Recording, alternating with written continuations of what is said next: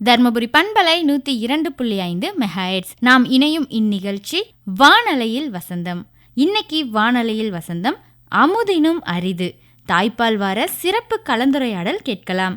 கலந்துரையாடலில் பங்கேற்போர் மகப்பேறு மருத்துவர் டாக்டர் சண்முகப்பிரியா, குழந்தைகள் நல மருத்துவர் டாக்டர் புனிதா மற்றும் டாக்டர் தீபக் ஆகியோர் கலந்து கொள்கிறார்கள். உடன் இணைந்து நிகழ்ச்சியை நெறிப்படுத்துகிறார் ஒலிபரப்பு அலுவலர் எஸ். கோபாலகிருஷ்ணன் அவர்கள்.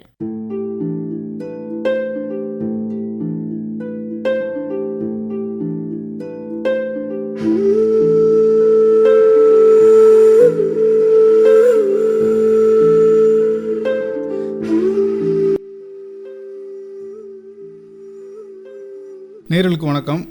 இந்த வாரத்தில் ரொம்ப ஒரு முக்கியமான மருத்துவ சம்மந்தப்பட்ட, அது இல்லாமல் எல்லோருடைய வாழ்வியல் சம்மந்தப்பட்ட ஒரு முக்கியமான தகவலை எல்லாருக்கும் கொண்டு போய் சேர்க்க வேண்டிய ஒரு அவசியமான ஒரு வாரமாக இருக்குது. அதாவது உலக தாய்ப்பால் வாரம் இந்த வாரம் கடைபிடிக்கப்படுகிறது. அதாவது ஆகஸ்ட் மாதம் 1ஆம் தேதியிலேருந்து 7ஆம் தேதி வரைக்கும் இந்த வாரம் கடைபிடிக்கப்படுது. இதில் என்ன, இதுக்கு எதுக்கு ஒரு வாரம் கடைபிடிக்கணும்? எல்லாரும் செய்கிற ஒரு விஷயம் தானே. இதில் தெரிஞ்சுக்கிறதுக்கு என்ன இருக்குது? நம்ம இத்தனை குழந்தைகளை வளர்த்துருக்கோம், நமக்கு என்ன தெரியாமல் இருக்க போது, இது மாதிரியான நிறைய எண்ணங்கள் நம்மகிட்ட இருக்கும். அதை தாண்டி இந்த தாய்ப்பால் கொடுக்கறதோட அவசியங்கள் என்னென்ன, அதில் என்னென்ன விஷயங்கள் நம்ம தெரிஞ்சுக்கிறதுக்கு இன்னும் இருக்குது, நமக்கு தெரியாத விஷயங்கள் என்ன அப்படிங்கிறது தான் இந்த கலந்துரையாடல் நிகழ்ச்சியில் நம்ம தெரிஞ்சுக்க போகிறோம். இன்றைக்கி இந்த நிகழ்ச்சியில் நம்ம கூட 3 மருத்துவர்கள் கலந்துக்க இருக்கிறாங்க.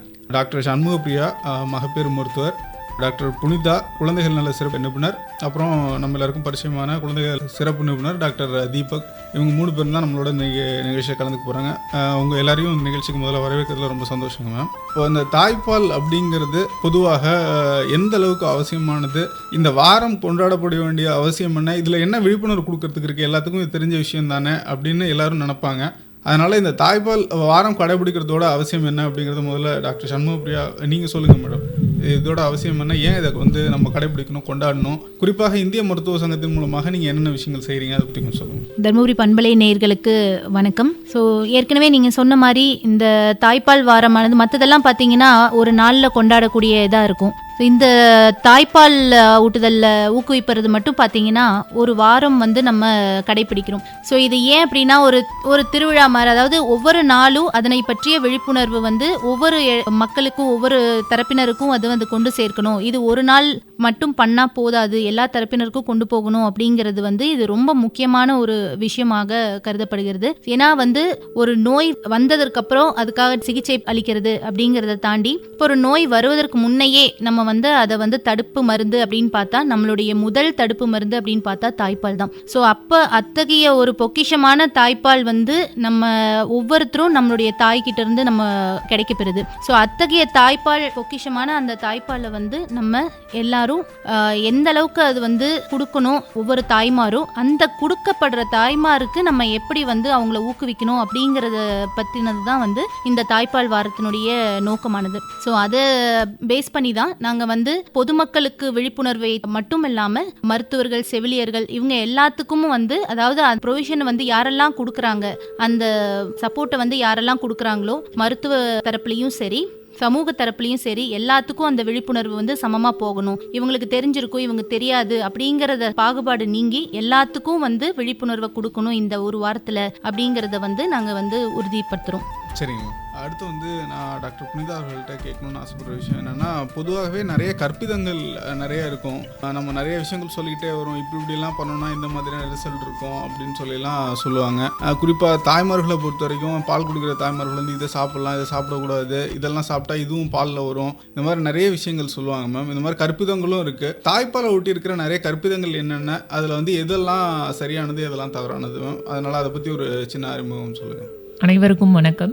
இந்த தாய்ப்பால் வார விழாவில் நம்மளோட மெயின் நோக்கம் என்ன அப்படின்னா, நம்மளோட குழந்தைகள் அனைவருக்கும் முதல் 6 மாதம் தாய்ப்பால் தவிர வேறு எந்த உணவும் தேவையில்லைங்கிறத வலியுறுத்துறது முதல் பாயிண்ட். நம்மளுக்கு இந்த முதல் 180 நாட்களுக்கு நம்ம தாய்ப்பால் மட்டும்தான் கொடுக்கணும். அதில் முதல்ல திறக்கிற பாலை சீம்பால்னு சொல்லுவோம், கொலஸ்ட்ரம்ட்டு. அந்த சீம்பால் இருக்கிறதுலே ரொம்ப முக்கியமான ஒரு பால். அதுதான் முதல் தடுப்பு மருந்து. அதில் நோய் எதிர்ப்பு சக்திக்கு தேவையான அனைத்து விஷயங்களும் அதில் இருக்குது. அதனால் அந்த சீம்பால் கொஞ்சம் திடமாக இருக்கும். அதனால் அதை சில பேர் இது வேண்டாம், இது ரொம்ப கெட்டியாக இருக்குது, இதை நம்ம டிஸ்போஸ் பண்ணிடலாம் அப்படின்னு நினைப்பாங்க. அது வந்து தவறான செயல். நம்ம அந்த சீம்பாலை வந்து அனைத்து குழந்தைங்களுக்கும் நம்ம ஃபர்ஸ்ட் கொடுக்கணும். ஏன்னா அதுதான் முதல் தடுப்பு மருந்துங்கிறதுனால ஃபர்ஸ்ட் பாயிண்ட். ரெண்டாவது பாயிண்ட் வந்து நம்ம வந்து முதல்ல சொல்லக்கூடிய அடுத்த பாலை வந்து நம்ம 4 மில்க்னு சொல்லுவோம். அதில் வந்து தண்ணி சத்து தான் ஜாஸ்தியாக இருக்கும். அதனால வந்து அது குழந்தையோட தண்ணி அளவு இதை சமன்படுத்துறதுக்கான உணவு. அது வந்து ரொம்ப தண்ணியாக இருக்குது, அதனால நம்மளுக்கு பால் சரியாக வரல அப்படின்னு நினச்சி சில தாய்மார்கள் வந்து வேற பாலுக்கு போவாங்க. அதையும் நம்ம தடுக்கணும்.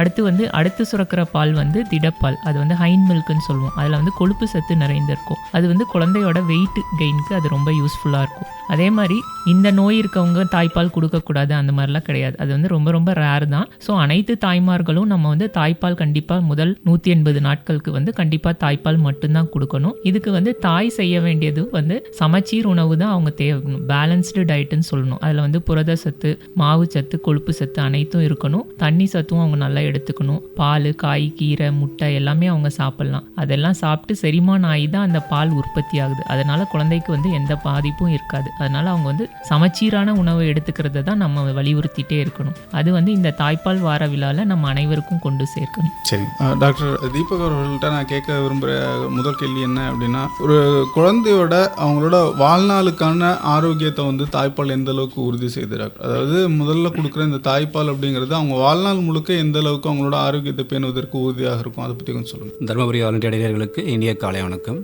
மேடம் சொன்ன மாதிரி நம்ம தாய்ப்பாலில் வர முதல் அந்த கொலஸ்ட்ரம் சொல்கிறதுலேருந்தே குழந்தையோடைய எதிர்ப்பு சத்து, ஊட்டச்சத்து எல்லாமே ஆரம்பிக்குது. நம்ம எல்லாருக்கும் ஒரு ஃபவுண்டேஷன் போடுவோம் இல்லைங்களா, பேஸ்மெண்ட். அந்த மாதிரி ஒரு குழந்தையோட ஹெல்த், ஒவ்வொரு மனிதனோட ஹெல்த்துக்கும் அந்த ஃபவுண்டேஷன் பார்த்தீங்கன்னா அது தாய்ப்பால்ல இருந்து தான் ஆரம்பிக்குது. அப்போனா அது எவ்வளோ இம்பார்ட்டன்ட்டு நம்ம புரிஞ்சுக்கணும். அது மட்டும் இல்லை, நான் எப்பயுமே ஹெல்த்துங்கிறது வந்து வியாதி இல்லாமல் இருக்கிறது மட்டும் கிடையாதுன்னு அடிக்கடி சொல்லிக்கிட்டே இருப்பேன். ஒரு குழந்தைக்கும் சரி அந்த தாய்க்கும் சரி உடல் நலம் மனநலம் ரெண்டுமே சீராக அமையறதுக்கு இந்த பிரெஸ்ட் ஃபீடிங் அவ்வளோ உபயோகமாக இருக்குது. எப்படி டாக்டர்? இது குழந்தைக்கு உடலில் இப்போ எதிர்ப்பு சத்து, அவங்க டைஜஸ்டிவ், அவங்க ஜீரண சக்தி, வியாதிகள் கிட்டேருந்து தடுப்பு, இது எல்லாமே தாய்ப்பால் கொடுக்கும்போது அதிகமாக இருக்குது. தாய்க்கு அந்த ஹார்மோன் ரெகுலேஷன், அப்புறம் அவங்களுக்கு வேறு சில விஷயங்கள்லாம் சீராக, அவங்களுக்கு கேன்சர்லேருந்து ப்ரிவெண்ட் ஆகும், அவங்களுக்கு அந்த மென்சஸ் வந்து கரெக்டாக சீராக இருக்கும். இந்த மாதிரி நிறைய விஷயங்கள் வந்து தாய்ப்பால் கொடுக்கறதுனால அம்மாக்கும் உடல் ரீதியாக ஒரு பெனிஃபிட் இருக்குது. ஆனால் 2 பேர்த்துக்குமே அந்த மனநலம் எங்கே அது முக்கியமாக அது இம்பார்ட்டண்ட் ஆகுதுன்னா, அந்த எமோஷ்னல் பாண்டிங், அந்த குழந்தைக்கும் தாய்க்கும் உள்ள ஒரு அந்த பாண்டிங் வந்து அந்த தாய்ப்பாலில் ரொம்ப ஆழமாக அமையுது. அப்போ வந்து அந்த குழந்தையோட மனநலம் அப்போ மட்டுமே இல்லை, அது பிற்காலத்துலேயும் அது நல்லாயிருக்கும். அந்த அம்மாக்கும் அவங்களுடைய அந்த மென்டல் ஸ்பேஸ், எப்போ யாரெல்லாம் பிரெஸ்ட் ஃபீடிங் அதிகமாக கொடுக்குறாங்களோ, 1 இயர் 2 இயர் கொடுக்குறாங்களோ, அவங்க இன்னும் சைக்கலாஜிக்கலி அவங்க ஹாப்பியாக இருப்பாங்க மற்ற மதர்ஸோட.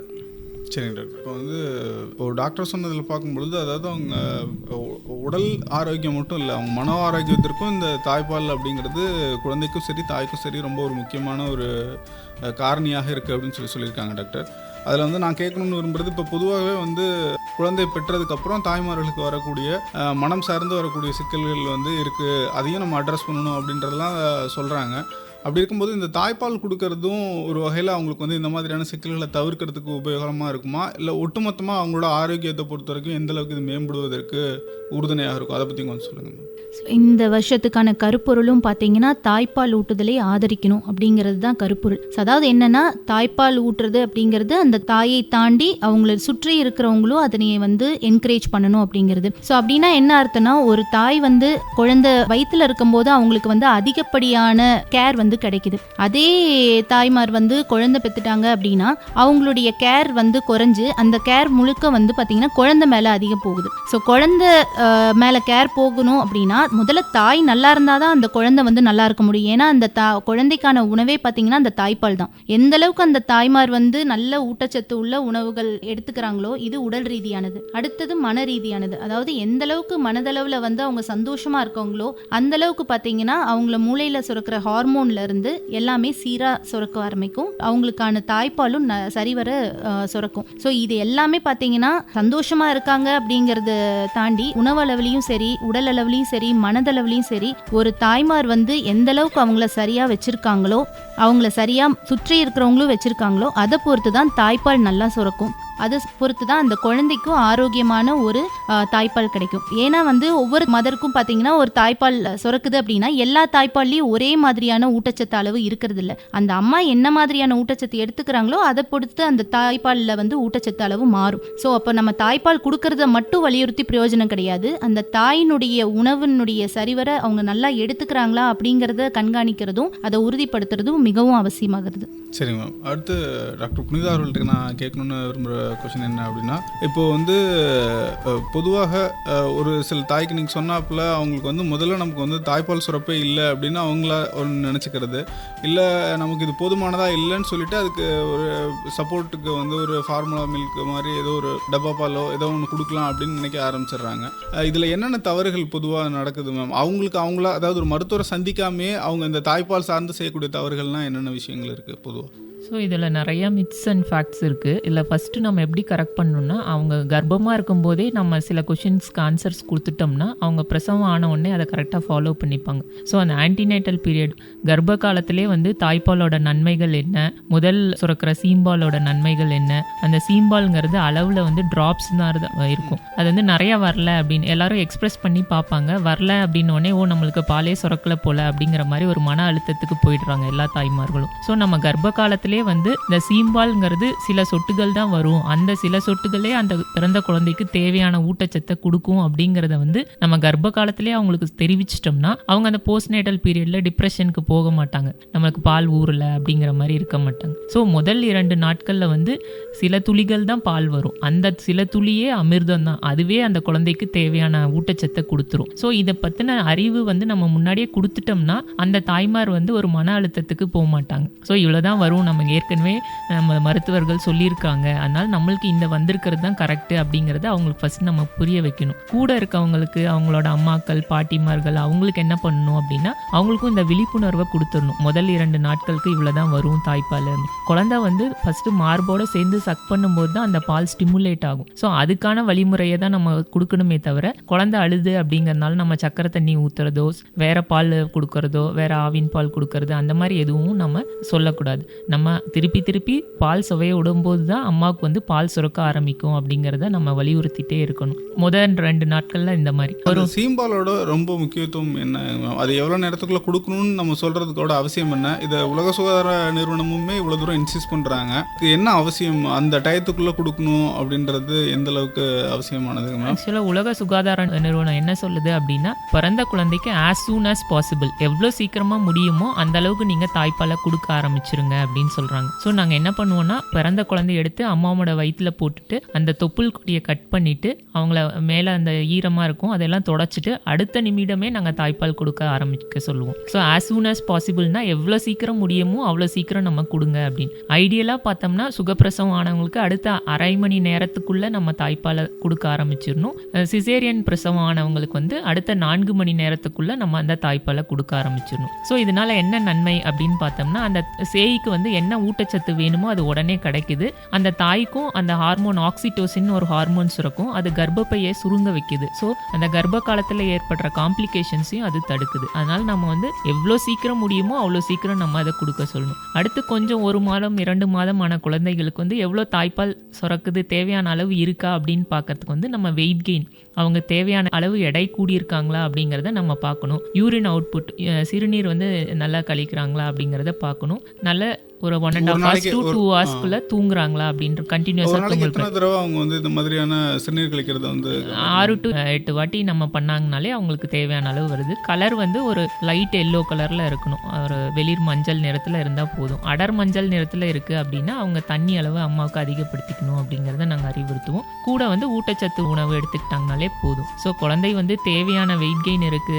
அந்த வெயிட் க்ரோத் சார்ட்னு சொல்லுவோம், அதுல தேவையான அளவு அந்த மாதத்திற்கான வெயிட் கெயின் இருக்கு, அவங்களோட யூரின் அவுட்புட் நல்லா இருக்குது, தூக்கம் நல்லா இருக்குது அப்படின்னாலே அவங்களுக்கு தேவையான அளவு தாய்ப்பால் சுரக்குது அப்படிங்கிறத நம்ம ஊர்ஜிதப்படுத்திக்கலாம். சரிங்க டாக்டர், நான் அடுத்து என்ன கேட்கணும்னு ஆசைப்படுறேன்னா, இப்போ பார்த்தீங்கன்னா எல்லாருமே நிறைய படிச்சிருக்காங்க டாக்டர், எல்லாருக்குமே நிறைய பொதுவான ஒரு தெளிவு இருக்குது, நிறைய மருத்துவ விஷயங்களையுமே தெரிஞ்சு வச்சுக்கிறாங்க.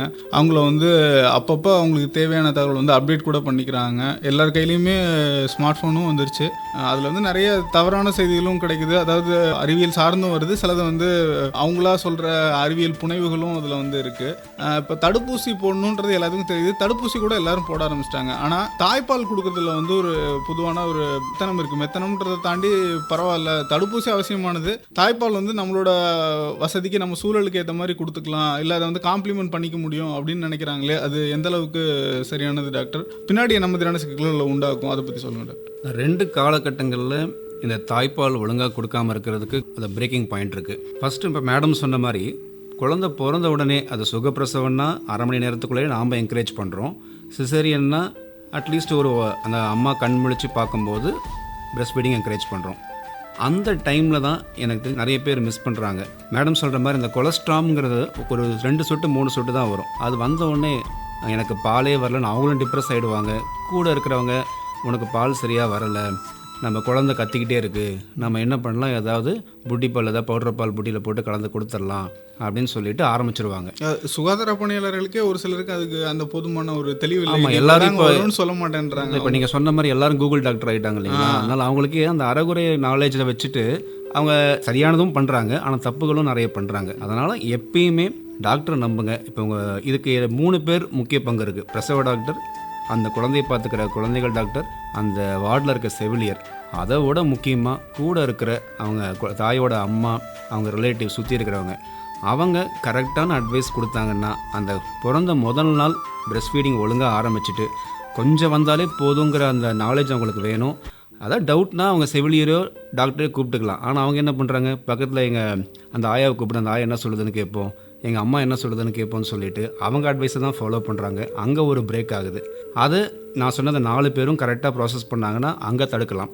அடுத்த பாயிண்ட் எங்கே வருதுன்னா, இப்போ எல்லாருங்கிறத விட ஒரு 70% வேலைக்கு போகிறாங்க தாய்மார்கள். அந்த 4 மாதம் அவங்க மெட்டர்னிட்டி லீவுங்கிறது சில பேர் 3 months 4 months தான் கொடுக்குறாங்க. அதனால் அந்த 4வது மாதம் அதுக்கு அப்பயே பிளான் பண்ணிடுறாங்க. அந்த ஆஃபீஸ் போகிறதுக்கு ஒரு 1 week முன்னாடியே இனிமேட்டு நம்ம பிரஸ்ட் ஃபீடிங் கொஞ்சம் கொஞ்சமாக கம்மி பண்ணிடலாம், நாம் வந்து பவுடர் பாலோ மாட்டுப்பாலோ புட்டியில் இல்லை வேறு ஏதாவது வகையில் கொடுத்துக்கலாம், நம்ம போயிட்டு வந்து நைட்டு கண்டினியூ பண்ணிக்கலாம் அப்படின்னு அவங்களும் ரிலாக்ஸ் ஆகிடுறாங்க.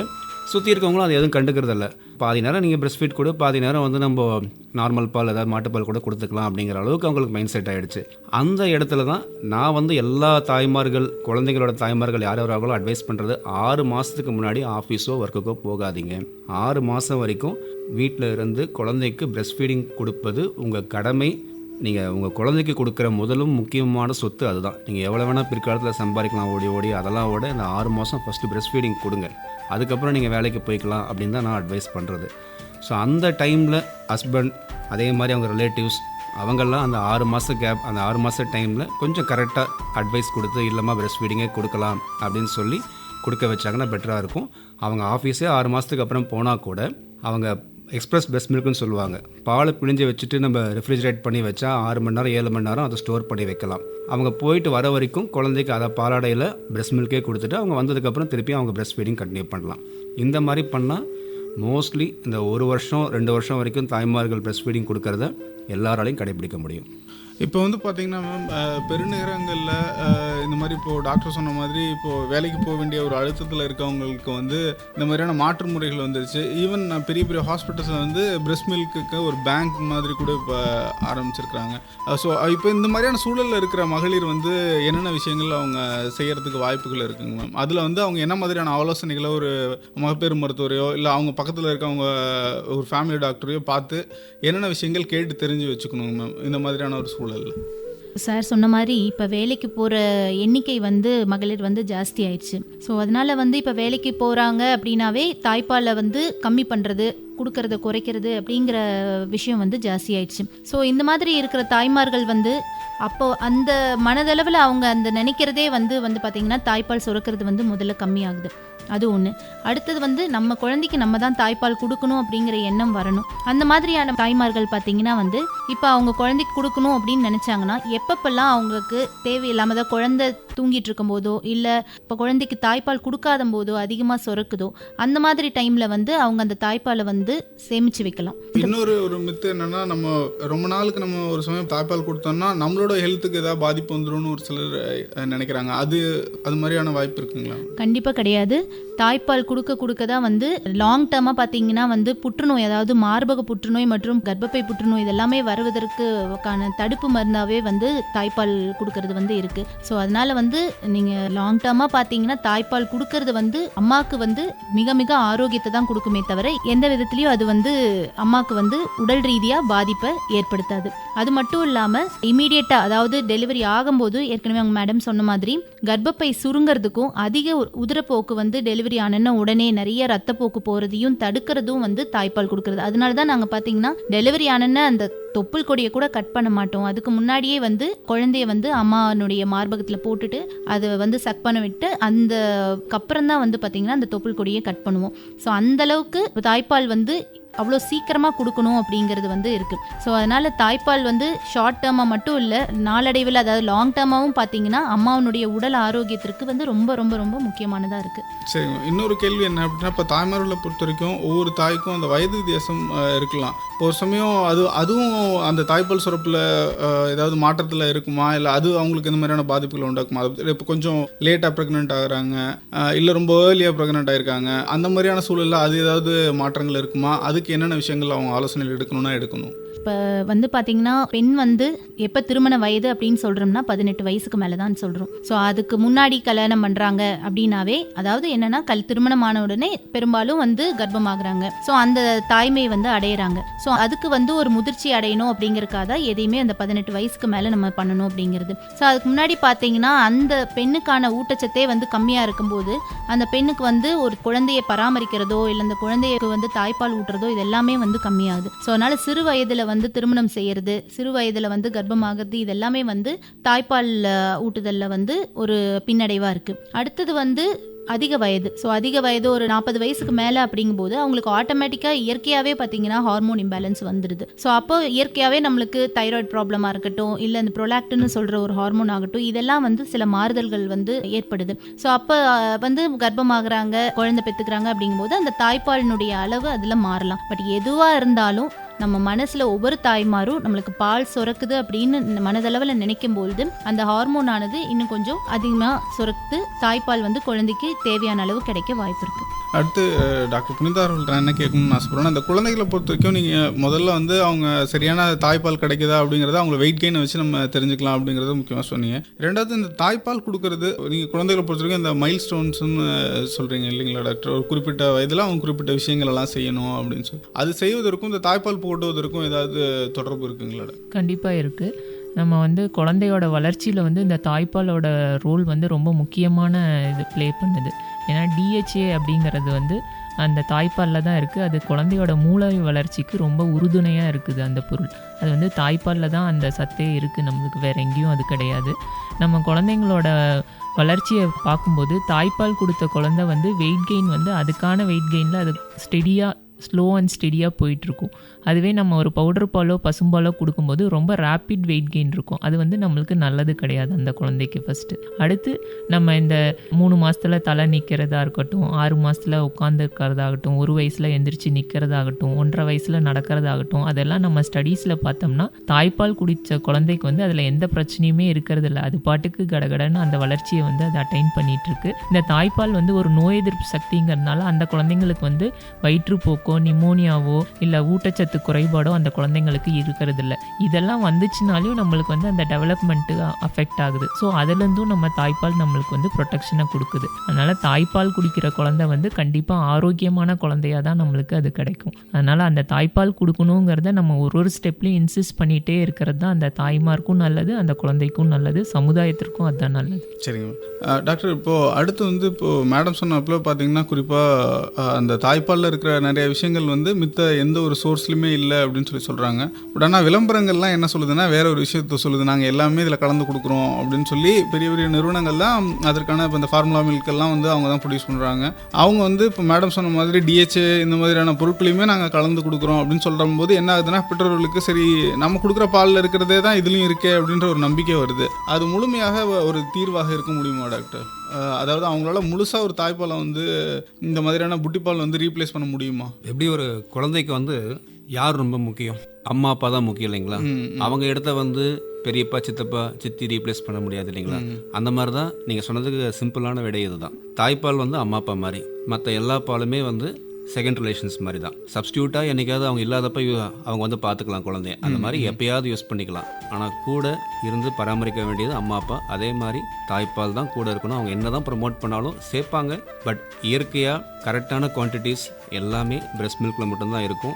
இயற்கை இருக்கும்போது நம்ம செயற்கையாக எதுவும் செய்யவும் தேவையில்லை, செய்யவும் கூடாது. டாக்டர், அடுத்து நான் இப்போ கேட்குறது குறிப்பாக இப்போ பால் கொடுத்துட்டு இருக்க தாய்மார் வந்து அவங்களோட ஆரோக்கியத்தில் என்னென்ன விஷயங்கள் கவனத்தில் செலுத்தணும், ரெண்டாவது சுகாதாரம் குறிப்பாக என்னென்ன விஷயங்கள் உங்கள் குறிப்பாக மார்பகங்களை பராமரிக்கிறதுல எந்தெந்த விஷயங்களும் அவங்க கவனத்தோடு இருக்கணும், இல்லைனா அது வேறு என்ன மாதிரியான சிக்கல்கள் அவங்களுக்கு உண்டாக்கும், இந்த பால் கொடுக்கறதுல என்ன மாதிரியான சிக்கல் வரது வாய்ப்பு இருக்குது?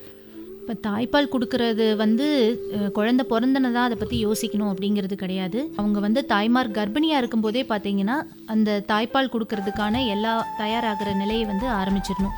அதாவது அந்த மார்பகங்கள் வந்து ஏதாவது வந்து புண்ணு இருக்கா, அதில் வந்து அந்த காம்பு பார்த்திங்கன்னா சில பேர்த்துக்கு வந்து உள்ள தள்ளி இருக்கும். ஸோ அந்த மாதிரி அதை வந்து இன்வெர்டட் நிப்பிள் அப்படின்னு சொல்லுவோம், இல்லை ஃப்ளாட் நிப்பிள் அப்படின்னு சொல்லுவோம். ஸோ இந்த மாதிரி ஏதாவது இருந்துச்சுன்னா அதை முடிஞ்ச வரைக்கும் நம்ம வந்து அப்போவே கரெக்ட் பண்ணலாம். இல்லை அட்லீஸ்ட் வந்து டெலிவரி ஆனதுக்கு அப்புறமாவது அதை வந்து நம்ம ஐடென்டிஃபை பண்ணி உடனே வந்து அதை கரெக்ட் பண்ண பார்க்கலாம். நிறைய தாய்மார்கள் பார்த்தீங்கன்னா அதை வந்து சொல்லக்கூட மாட்டாங்க, தாய்ப்பால் வரல, குழந்தை குடிக்க மாட்டேங்குது, இப்படி வந்து இந்த மாதிரியான இதுதான் சொல்லுவாங்க. ஸோ உடனடியாக நாங்கள் வந்து என்ன இது பண்ணுவோம், அந்த மார்பகத்தை பரிசோதனை பண்ணுறது தான் எங்களுடைய முதல் வேலையாக இருக்கும். அது ஒன்று. இன்னொன்று, ஒவ்வொரு டைமும் பார்த்தீங்கன்னா பால் கொடுக்கும்போதும் வந்து நம்ம வந்து மார்பகத்தை வந்து நல்லா போட்டு சோப்பு இதெல்லாம் போட்டு தொடச்சி பண்ணணும் அப்படிங்கிறது கிடையாது. ஸோ தாய்ப்பால் அப்படிங்கிறது வந்து எளிமையான விலை மதிப்பற்றதா, பட் ஆனால் வந்து நம்ம விலை கொடுக்காம நம்ம வந்து கிடைக்கிறது தான் தாய்ப்பால். ஸோ அத்தகைய தாய்ப்பால் வந்து நம்ம இது பண்ணுறதுக்கு வந்து நம்ம இந்த மாதிரி எல்லாம் வந்து வேலைகள்லாம் செய்யணும்னு அவசியம் இல்லை. ஒரு நாள் டெய்லி வந்து தாய்மாராது வந்து ஒரு தடவை குளிச்சுட்டு அதுக்கப்புறம் கொடுக்கும்போது ஏதாவது வேர்வைகள் இருந்தால் மட்டும் தொடச்சிட்டு கொடுத்தா போதுமே தவிர, ஒவ்வொரு தடவையும் நம்ம துடைக்கும் போது என்ன ஆகுதுன்னா அந்த காம்பு அதை சுற்றியுள்ள பகுதிகளில் எல்லாம் இருக்கிற அந்த மெழுகுத்தன்மையானது போயிடுது. ஸோ இதை வந்து நம்ம துடைக்க அது போகும்போது அதில் வந்து புண்ணு வரதுக்கான வாய்ப்பு இருக்குது. கிராக்டு நிப்பிள் அல்லது வந்து சோர் நிப்பிள்னு சொல்லுவோம், அதில் புண்ணு வரதுக்கான வாய்ப்பு இருக்குது. ஸோ இந்த மாதிரி எல்லாம் வந்தால் அது தாய்ப்பால் கொடுக்கறதுக்கு வந்து இன்னும் ஒரு பின்னடைவாக தான் இருக்கிறதா இருக்குது. ஸோ அதனால வந்து அம்மாவனுடைய ஊட்டச்சத்து கர்ப்பிணியாக இருக்கும்போதுலேருந்து ஆரம்பிக்குது, அது ஒன்று. இன்னொன்று வந்து மார்பக பராமரிப்புங்கிறது வந்து ரொம்ப ரொம்ப முக்கியமாகுது.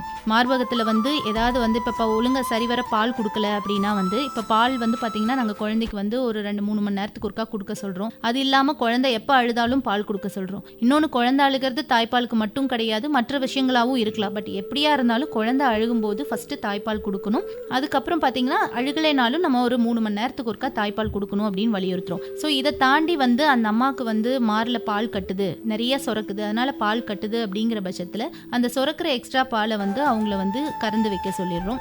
இந்த மாதிரி அதையும் தாண்டி பால் கட்டி அவங்களுக்கு வந்து அது மூலமாக ஜுரம் அந்த மாதிரி ஏதாவது வர ஆரம்பிக்குது, வலி வர ஆரம்பிக்குது அப்படின்னா உடனடியாக அவங்க கட்டாயம் வந்து மருத்துவர் அணுகணும். இதை வந்து பிரெஸ்ட் என்கார்ஜ்மெண்ட். இதை இப்படியே விடும்போது நாளடைவில் என்ன ஆகுதுன்னா அது வந்து ஒரு கிருமி தொற்று வந்து பிரெஸ்ட் ஆப்சஸ்ன்னு சொல்லுவோம். அந்த மாதிரியான நிலைக்கு மாறும்போது நம்ம அறுவை சிகிச்சை, அதாவது அந்த இடத்துல வந்து அந்த சீவு கட்டியை வந்து அகற்றுற மாதிரியான ஒரு நிலைக்கு வந்து தள்ளப்படுறாங்க. ஸோ அது மட்டும் இல்லாமல் அந்த தற்காலிகமாக அந்த டைமில் வந்து தாய்ப்பால் கொடுக்க முடியாமல் கூட போயிடுது. ஸோ அதனால் வந்து அந்த கட்டி வரும்போதே வந்து நம்ம வந்து ஆரம்பத்திலேயே பால் கட்டும் போதே நம்ம பார்த்துட்டோம் அப்படின்னா அந்த தாய்ப்பால் கொடுக்கறது வந்து தடுக்கிற நிலையையும் நம்ம மாற்றலாம். அதே சமயத்தில் தாயும் வந்து ஒரு மோசமான நிலைக்கு போக மாட்டாங்க.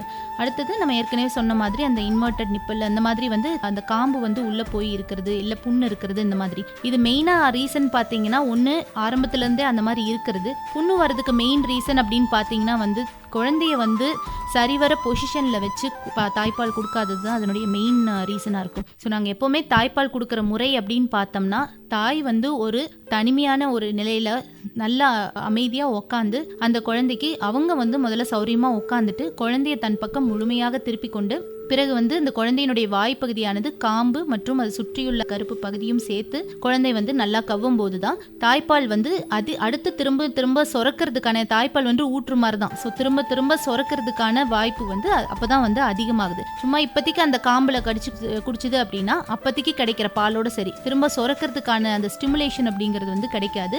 இன்னொன்று அம்மாக்கும் வந்து பார்த்தீங்கன்னா அந்த காம்பு பகுதி ரொம்ப சென்சிட்டிவாக இருக்கும், வலியும் புண்ணும் இருக்கும். ஸோ இதெல்லாமும் வந்து தாய்ப்பாலுக்கு வந்து ஒரு ஃபெயிலியர்னு சொல்லுவோம். ஸோ அது கொடுத்தா நமக்கு வந்து புண்ணு வருது அப்படின்னு சொல்லிட்டு அதனால கூட நிறைய தாய்மார்கள் கொடுக்க மாட்டாங்க. ஸோ இதெல்லாம் அவாய்ட் பண்ணணும்னா நம்ம மருத்துவமனையில் இருக்கும்போதே டெலிவரி ஆனனே வந்து இந்த பொசிஷனிங் ஆஃப் பிரெஸ்ட் ஃபீடிங், அதாவது எப்படி தாய்ப்பால் கொடுக்கணும் அந்த குழந்தைய வச்சு அப்படிங்கிறதையும் அங்கேயே வந்து நம்ம அதை வந்து உறுதிப்படுத்திடணும் கட்டாயம். அதே சமயத்தில் மார்பகத்தையும் நம்ம பரிசோதனை செய்து எல்லாம் கரெக்டாக இருக்கா, இந்த அம்மா சொல்லணும்னு அவசியம் இல்லை, நம்மளே வந்து அதெல்லாம் பார்த்து கரெக்ட் பண்ணிடணும். அதே மாதிரி இரவு நேரத்தில் படுத்துக்கிட்டு பால் கூட்டுறது சரியானதா டாக்டர்? கட்டாயம் கூடாது.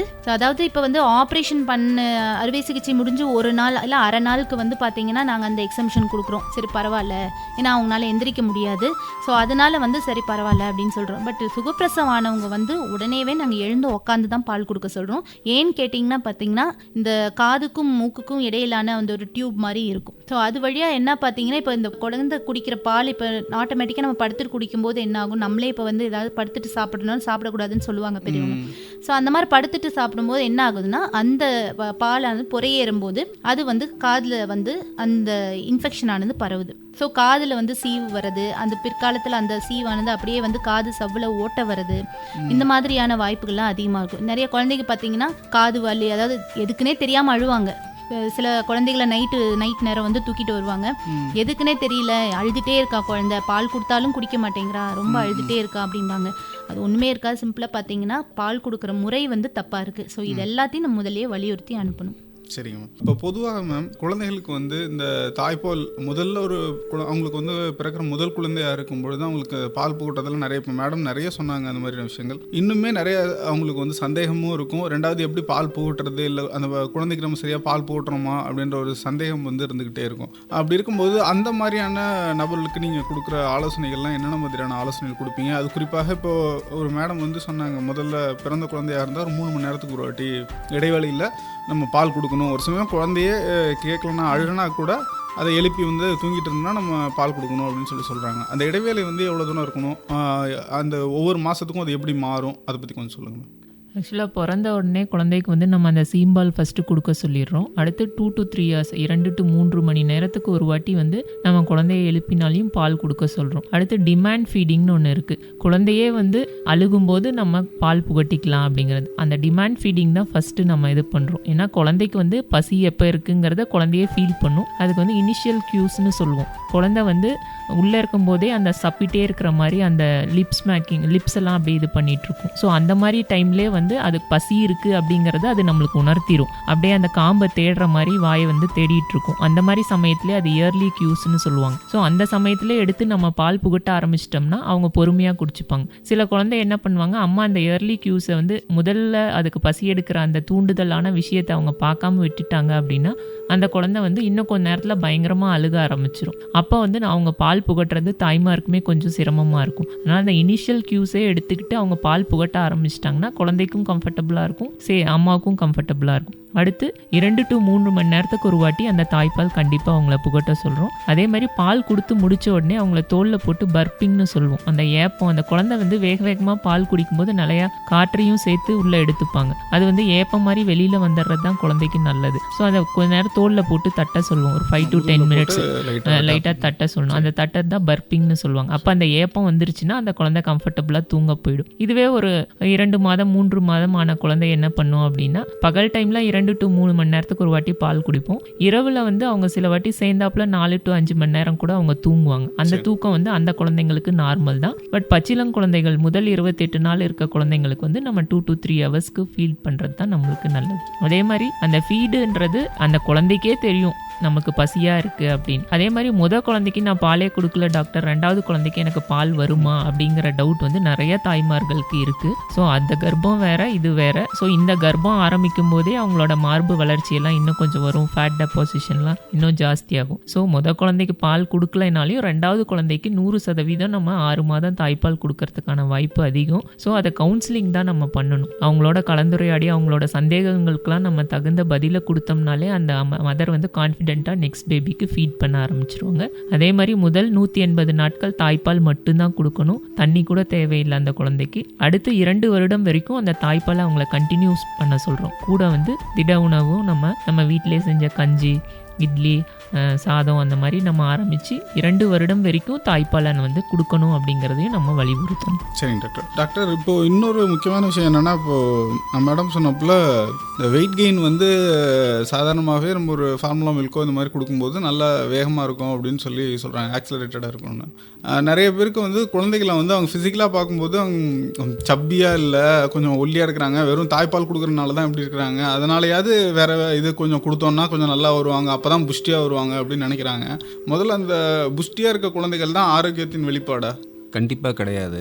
எந்த குழந்தைகள்லாம் ரொம்ப குண்டாக நீங்கள் சொல்கிற மாதிரி சப்பின்னு சொல்லி எல்லாம் நிறைய கொஞ்சறாங்களோ அவங்கள நம்ம ஈஸியாக கண்டுபிடிச்சிடலாம். கண்டிப்பாக ஃபார்முலா ஃபீட்ஸில் வளர்ந்துருக்காங்க, நிறைய ஃபார்முலா ஃபீட்ஸ் தான் கொடுக்குறாங்கன்ட்டு. மேடம் சொன்ன மாதிரி தாய்ப்பால் மட்டுமே குடித்து வளர்கிற குழந்தை ஒரு அளவான வளர்ச்சி இருக்கும், அவங்களுக்கு எல்லா நியூட்ரிஷனும் உடம்புல இருக்கும். அதாவது நம்ம ஹெல்த்துங்கிறது வந்து நம்ம வெளிப்புறத்தில் தோற்றத்தில் நல்லா ஹைட்டு வெயிட்டு குண்டாக இருக்கிறது மட்டுமே கிடையாது. உள்ளுக்குள்ளார நம்மளுடைய எல்லா சத்தும் எப்படி இருக்குது, எல்லாமே சீராக இருக்கா, எல்லாமே சமநிலையில் இருக்காங்கிறத பொறுத்து தான் நம்ம ஹெல்த்தியாக இருக்கோங்கிற அர்த்தம். அந்த வகையில் கண்டிப்பாக தாய்ப்பால் குடிக்கிற குழந்தைகள் அவங்க கொஞ்சம் வளர்ச்சி, அதாவது ஹைட்லாம் கரெக்டாக இருப்பாங்க, அவ்வளோ புஷ்டியாக இருக்க மாட்டாங்க. ஒரு கரெக்ட் அந்த குழந்தைக்கு அந்த வயசில் எவ்வளோ வெயிட் இருக்கணுமோ அவ்வளோ கண்டிப்பாக இருப்பாங்க. ஸோ அப்படி இருந்தாலே போதும். புஷ்டியாக இருக்கிற குழந்தைங்க தான் ஹெல்த்தியானதுங்கிறது ஒரு மித்து தான். அது கண்டிப்பாக அதை பேரண்ட்ஸ் அதை புரிஞ்சுக்கணும். இந்த தாய்ப்பாலை பற்றி நிறைய தகவல்கள், அதாவது குழந்தைகள் பிறந்ததுலேருந்து அதில் தாய்மாரோட கடமை என்ன, குடும்பத்தோட கடமை என்ன அப்படின்னு நிறைய விஷயங்கள் சொன்னீங்க மேம். அதனால் நிகழ்ச்சியோட நிறைவாக இந்தந்த விஷயங்கள்லாம் கண்டிப்பாக ஞாபகம் வச்சுக்கணும், இதுக்காக அவங்க வந்து கண்டிப்பாக தாய்ப்பால் கொடுக்கணும் அப்படின்னா என்னென்ன விஷயங்கள்ன்றத சொல்லுங்கள். முக்கியமான விஷயம் என்னென்னா, இப்போ குழந்தைக்கு தாய்ப்பால்னு நம்ம சொல்கிறோம். இப்போ நம்ம என்ன மாதிரி சாப்பிட்றோமோ அப்படின்னு பார்த்தீங்கன்னா, நம்ம இப்போ எப்படி ஒரு சாம்பார் சாதம், தயிர் சாதம் அப்படிங்கிற மாதிரி சாப்பிட்றோமோ அதே மாதிரி தான் வந்து குழந்தை அதில் வந்து இப்போ பார்த்தீங்கன்னா சாம்பார் சாதத்தை இப்போ பருப்பு போடுறோம், அதில் புரதச்சத்து இருக்குது. அதே மாதிரி தயிர் சாதத்தில் பார்த்தீங்கன்னா கொழுப்பு இருக்குது. ஸோ இந்த மாதிரி தான் வந்து நம்ம கொடுக்குற தாய்ப்பால்லையும் ஃபஸ்ட்டு வர தாய்ப்பாலினுடைய அதாவது 4 மில்க்குன்னு சொல்லுவோம், அதில் வரது பார்த்தீங்கன்னா புரதச்சத்து ஜாஸ்தியாக இருக்குது. ஸோ அது ஒரு சாம்பார் சாதம் சாப்பிட்ற மாதிரி தான் குழந்தையும். அதே மாதிரி பார்த்தீங்கன்னா பின்னாடி வர ஒரு தயிர் சாதங்கிறது வந்து அதில் கொழுப்பு சத்து இருக்குது. ஸோ எப்படி பார்த்தாலும் குழந்தையும் நம்மள மாதிரி தான் சாப்பிடுது, ஆனால் ஒரே டைமாக அம்மா கிட்ட இருந்து வாங்கிக்குது. ஸோ அதனால நீங்கள் தனித்தனியாக சாம்பார் போட்டு பிசைஞ்சு போட்டு கொடுக்கணுங்கிறது அவசியம் இல்லை. தாய்ப்பால் மட்டுமே அந்த குழந்தைக்கு கொடுத்தா போதும்.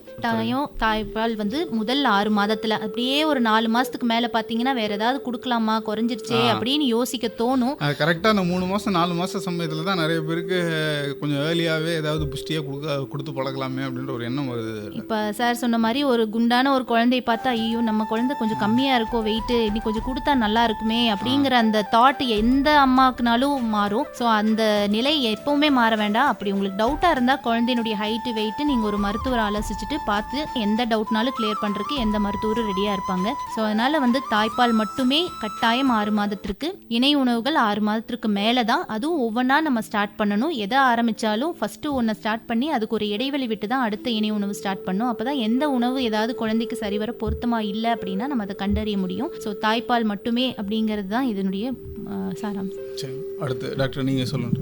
நம்ம வந்து திருப்பி ஏன் நம்ம அந்த தாய்ப்பால் கொடுக்கணும் அப்படிங்கிறத வலியுறுத்துறோன்னா, தாய்ப்பால் தான் அந்த குழந்தைக்கு தேவையான அனைத்து சத்துக்களும் அதில் தான் நிறைஞ்சிருக்கு. அது வந்து குழந்தைக்கு வந்து மூளை வளர்ச்சி ஆகட்டும், உடல் வளர்ச்சி ஆகட்டும், நோய் எதிர்ப்பு சக்தி ஆகட்டும், எல்லாத்தையுமே அது வந்து நம்மளுக்கு 100% கொடுக்குது. 100% வந்து அது குழந்தையோட நீடை வந்து சாட்டிஸ்ஃபை பண்ணுறதுனால அந்த தாய்ப்பால் தான் முதல் 180 நாட்களுக்கு நம்ம கொடுக்கணுங்கிறத வலியுறுத்தணும். இதில் தாய்க்கு என்ன நன்மை அப்படின்னு பார்த்தோம்னா, தாய்க்கு வந்து அந்த கர்ப்ப காலத்தில் ஏறின அந்த 10 to 12 12 கிலோ வெயிட்டை வந்து அது கம்மி பண்ணுறதுக்கு உபயோகப்படும். அடுத்து வந்து அவங்களுக்கு சினைப்பை புற்றுநோயிலேருந்தும் மார்பக புற்றுநோயிலேருந்தும் அந்த தாய்க்கு வந்து ப்ரொடெக்ஷன் கிடைக்குது. ஸோ இது வந்து நம்மளுக்கு வந்து ஒரு விலை மதிப்பற்ற ஒரு பொருள். அதில் வந்து குழந்தையோட ஆரோக்கியம் வந்து நிறைஞ்சிருக்கு, தாயோட ஆரோக்கியமும் இருக்குது, சமுதாயத்துக்கும் அது ஆரோக்கியத்தை கொடுக்குது. நம்ம வேற பால் கொடுக்கணும்னா அதுக்கு ஒரு பிளாஸ்டிக் மெட்டீரியல் அது ஆயிருக்கு, அது வந்து என்விரான்மெண்ட்டுக்கும் கேடு உண்டு பண்ணுது. இந்த தாய்ப்பாலில் வந்து எல்லாமே நல்லது தானே தவிர அதில் யாருக்குமே எந்த கெடுதலும் கிடையாது. அதனால நம்மளுடைய அனைத்து தாய்மார்களும் இந்த பெனிஃபிட்டை வந்து அந்த குழந்தைகளுக்கு 100% கொடுக்கணுங்கிறத நாங்கள் இந்த நிகழ்ச்சி மூலமாக உங்ககிட்ட கேட்டுக்கிறோம். நன்றி. டாக்டர் தீபக், நீங்கள் சொல்லுங்கள். நான் ஏற்கனவே சொன்ன மாதிரி ஒரு மனிதனுடைய ஹெல்த் அதுக்கு ஃபவுண்டேஷன் எது அப்படின்னு பார்த்தீங்கன்னா தாய்ப்பால் தான். அவங்க சின்ன வயசில் ஒவ்வொரு குழந்தையும் தாய்ப்பால் கொடுக்கறது தான் அந்த மனிதன் பிற்காலத்தில் அவன் உடல் நலமாகவும் மனநலமாகவும் இருக்கிறதுக்கு உபயோகமாகுது.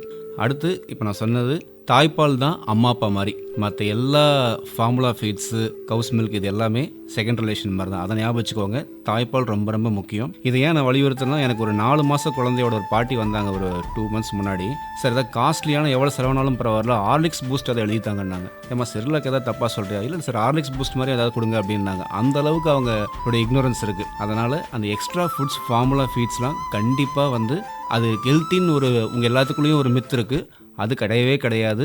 அந்த காலத்தில் நீங்கள் எப்படி பராமரிச்சிங்களோ, அந்த தாத்தா பாட்டி உங்கள் காலத்தில் நீங்கள் எப்படி பராமரிச்சிங்களோ அதே மாதிரி பராமரிங்க. ஆர்டிஃபிஷியல் ஃபுட்ஸ் கண்டிப்பாக வேண்டாம். தாய்ப்பாலே 6 மாதம் வரைக்கும் கொடுக்கணும். 2 years ஆஃப் growth வரைக்கும் தாய்ப்பால் கண்டிப்பாக அவசியம். கூட நீங்கள் மற்ற ஃபுட்ஸ் கொடுங்க, மற்ற எந்த ஆர்டிஃபிஷியல் ஃபீட்ஸ்க்கும் போகாதீங்க. சரிங்க டாக்டர்.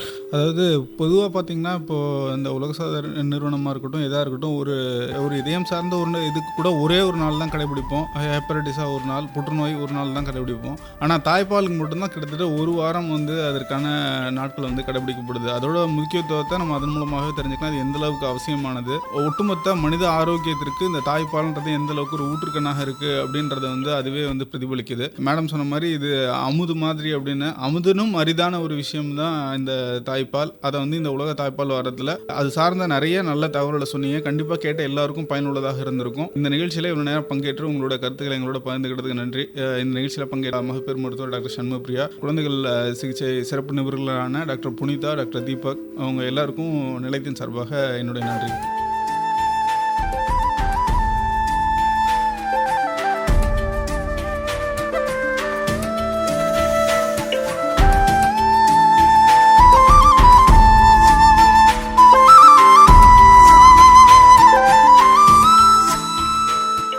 நேயர்களே, நிறைவு பெறுகிறது வானலையில் வசந்தம்.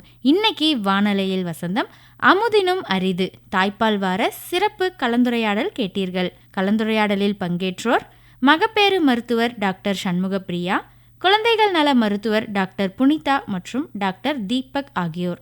நிகழ்ச்சியை உடனிருந்து நெறிப்படுத்தினார் ஒலிபரப்பு அலுவலர் S. கோபாலகிருஷ்ணன் அவர்கள்.